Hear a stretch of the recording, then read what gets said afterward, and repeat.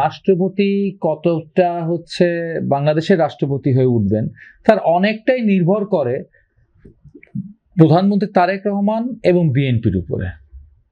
তারা আসলে রাষ্ট্রপতিকে ইচ্ছা করলে নানান প্রক্রিয়ার ভিতর দিয়ে তাকে অ্যাবিউজ করতে পারেন। এই পদটাকে অ্যাবিউজ করবেন, তাকে অ্যাবিউজ করবেন, তাকে বিতর্কিত করে তুলবেন আর কি।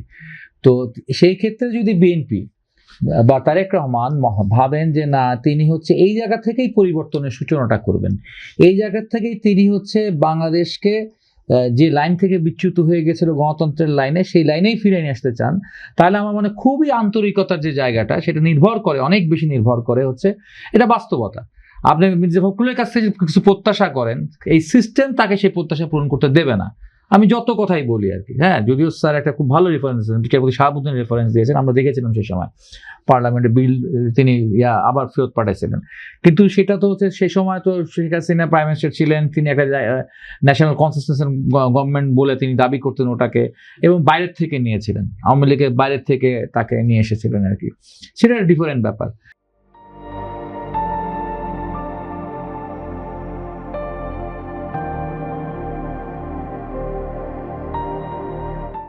কিন্তু সেটা দলের ভিতর থেকে এসেছে, ফলে আসলে মির্জা ফখরুলের এন্ড থেকে এই জায়গায় থাকাটা হলো কঠিন, যদি না হলো তারেক রহমানের এন্ড থেকে এবং বিএনপি যে চায় না আমরা বাংলাদেশে সেরকম একটা রাষ্ট্রপতি উপহার দেব, ঠিক আছে, যে রাষ্ট্রপতি সত্যিকার অর্থে জাতির অভিভাবক হিসাবে হবে। এটা একটা গুরুত্বপূর্ণ।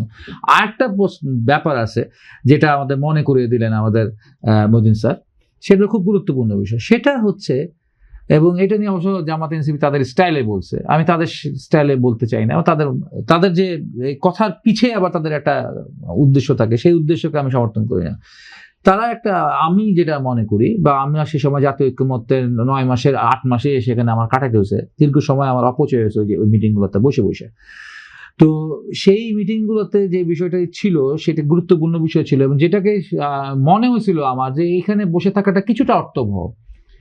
যখন আমরা 70 অনুচ্ছেদ সংশোধনের ক্ষেত্রে 70 অনুচ্ছেদের অর্থ বিল এবং অনাস্থা বিল, এই দুটো বিলে ছাড়া সব ইস্যুতে হচ্ছে মানে যারা সংসদ সদস্যরা স্বাধীনভাবে অবস্থান গ্রহণ করতে পারবেন, এরকম একটি সংস্কারের প্রস্তাবটা আসে। আসলে বিষয়টা একটা সংশোধনী প্রস্তাব আসে আর কি।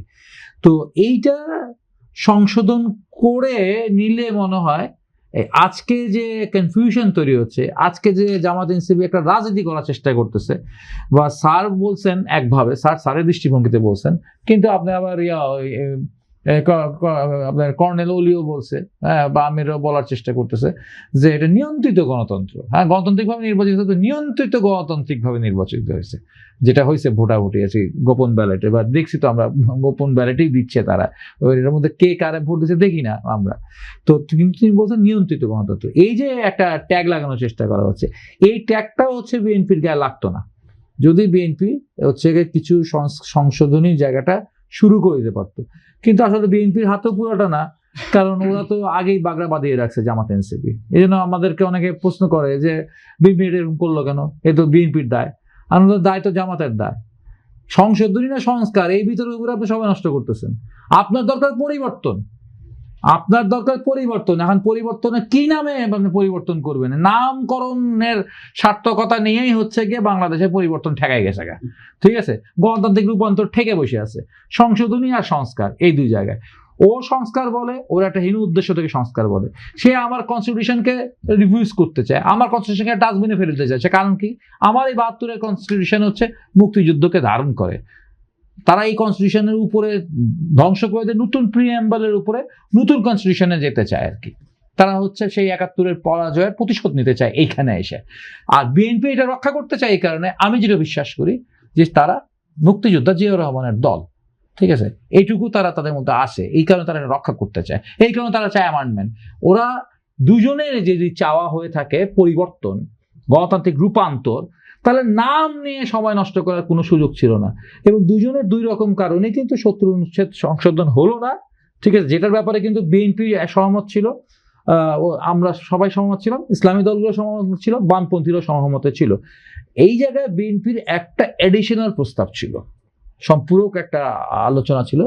তারা তৃতীয়বার একটা যুক্ত করতে চেয়েছিল, সেটা হলো ন্যাশনাল সিকিউরিটি প্রসঙ্গটি। হ্যাঁ, কারণ জাতীয় নিরাপত্তা ইস্যুতে তাদের বক্তব্য এরকম ছিল, জাতীয় নিরাপত্তা ইস্যুতে আমি যুদ্ধ করব কি করব না, কি করব না, এই ক্ষেত্রে যদি আমার এমপিরা ভিন্ন মত পোষণ করা শুরু করে দেয় তাহলে তো একটা মহাবিপদ। বা দেখা গেল হর্স ট্রেডিং হয়ে গেল, বিদেশি ইনফিল্ট্রেটররা ঢুকে টাকা পয়সা দিয়ে আমার এমপি কিনে নিতে পারে।